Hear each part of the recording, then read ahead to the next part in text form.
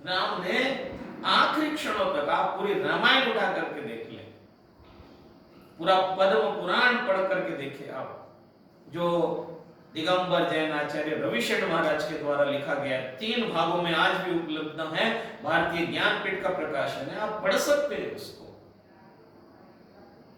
पूरा ग्रंथ उठा करके देखिएगा, पूरा राम का जीवन उठा करके देखिएगा, राम ने कभी शक्ति का प्रयोग किया ही नहीं। जो काम प्रेम से हो सकता है, जो काम सौहार्दता से हो सकता है, जो काम सहजता से हो सकता है, उसमें ताकत की जरूरत क्या। आज लोग बात बात पर अपनी ताकत का एहसास कराते हैं, छोटी छोटी बातों पर। एक बहुत बड़े अमीर थे, घमंडी, शक्ति का प्रदर्शन करने वाले लोग थे। किसी शहर में संत का मतलब प्रवेश हुआ, और वो गए संत के पास, तो संतों ने उनको तवज्जो नहीं दी। आजकल ये भी बड़ा प्रदर्शन है कि कोई धन पैसों की ताकत वाला आदमी साधु के पास चला जाए, और साधु अगर उसको जाने के बाद उसको आओ सेठ जी बैठो ना कहे, मुस्कुराए ना, उसके सामने सबको बाहर करके उससे अकेले में बात न करे, तो उनको वो साधु पसंद नहीं आते, उनको वो साधु पसंद नहीं आते। तो वो ऐसा ही हुआ, और वो उसको वो वैल्यू नहीं मिली, वो सम्मान नहीं मिला, वो तवज्जो नहीं मिली साधु की तरफ से। एक सच्चे साधु को वो कहां भेद करेगा इस बात का कि ये अमीर है, ये गरीब है, वो क्यों भेद करने लगा। और अगर वो भेद कर रहा है तो उसे खुद सोचना पड़ेगा अपने साधुता के बारे में, खुद सोचना पड़ेगा उसे। जब उसको वो सम्मान नहीं मिला, वो क्रेडिट नहीं मिला जो वो चाहता था, तो बाहर आके कहने लगा कि अब देखता हूं कल से इनकी व्यवस्था कौन करता है। अरे तुम होते कौन हो व्यवस्था करने वाले हैं? यही तो दिमाग में, रावण के दिमाग में यही तो भर गया ना कि मैं बकरी क्या कहे, गला कटाया जाए, तुई मैना क्या कहे, बैठी मेवा खाए। जब व्यक्ति को इस बात का एहसास हो जाता है कि मैं हूं, बस मैं ही कर सकता हूं, यही शक्ति की यात्रा है। और उस शक्ति की यात्रा का अंत बड़ा खतरनाक है, बहुत खतरनाक है। इसीलिए दुनिया में राम और रावण जैसे 2 पात्रों में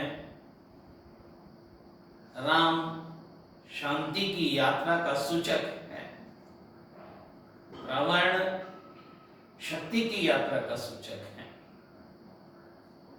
कोई कमी नहीं है, स्वर्ण आभूषण, कितनी बड़ी सेना, रथ, हाथी, घोड़े, कुछ कमी नहीं है।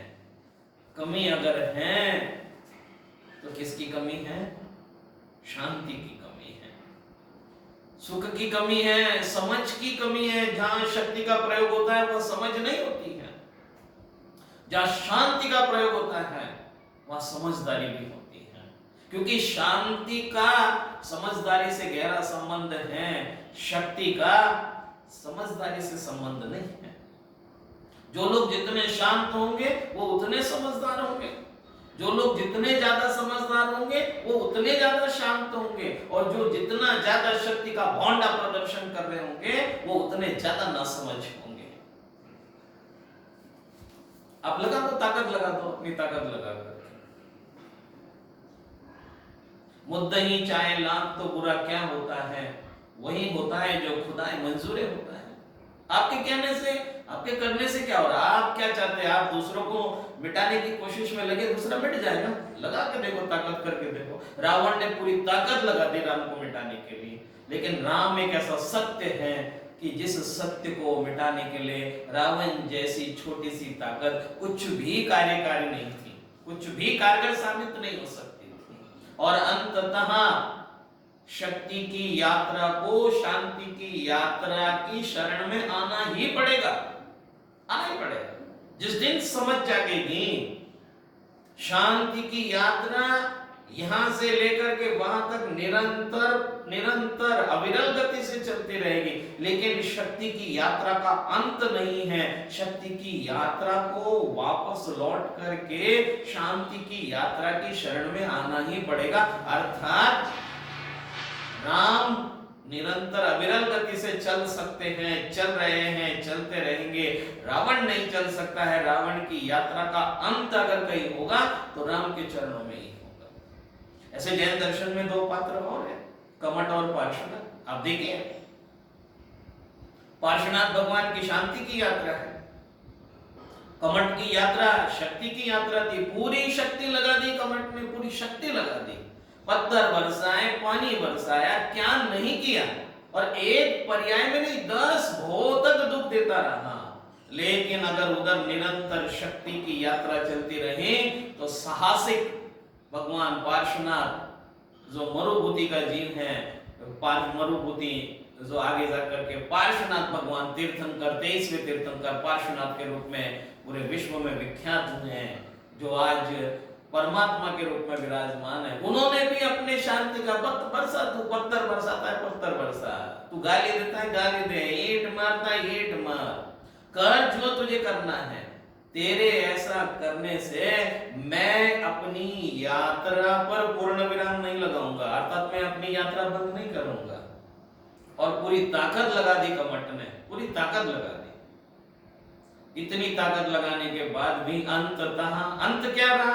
आप अंत देखिए, अंत ये रहा कि कमठ को पार्श्वनाथ भगवान की शरण में आना ही पड़ा। मैंने आपसे अभी कहा था, शांति की यात्रा की शरण लेनी पड़ेगी शक्ति की यात्रा को। ये इतने सारे उदाहरण, ये महापुरुषों की इतनी सारी घटनाएं हमारे जीवन को प्रेरित करने के लिए बहुत है। आज देखो ना, बड़े बड़े अहंकारी लोग आज कहाँ है?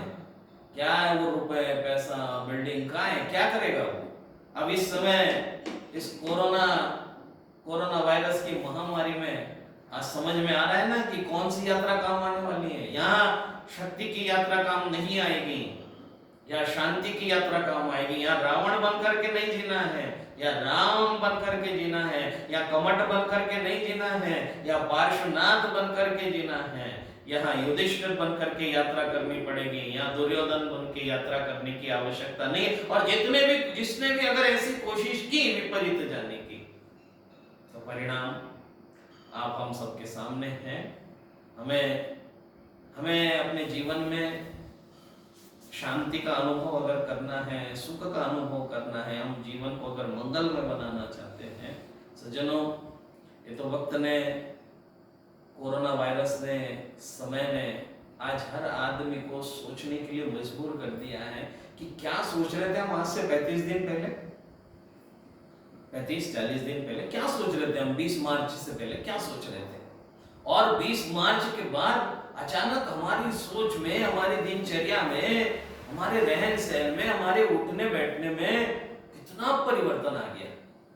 अब आदमी चाहे स्वीकार करे न करे सबके सामने, लेकिन अपने भीतर, अपने अंतर मन में जाकर, अपने अंतर आत्मा के सामने वो स्वीकार कर रहा है कि वास्तविकता दुनिया में कुछ भी सत्य नहीं है। अगर सत्य है तो केवल धर्म है, परमात्मा है। आज सबको समझ में आ रहा है, अच्छे अच्छे लोग समझ गए। अब सब लोग दुआएं कर रहे हैं परमात्मा से, प्रार्थनाएं कर रहे, करना भी चाहिए। काश ये काम पहले हो गया होता तो ऐसे संकट का सामना हमें न करना पड़ता। लेकिन फिर भी मैं कहूं कि जो ना समझ लोग अब तक नहीं समझ पाए, अब भी उनके पास मौका है कि वो अपनी समझ को जगा ले।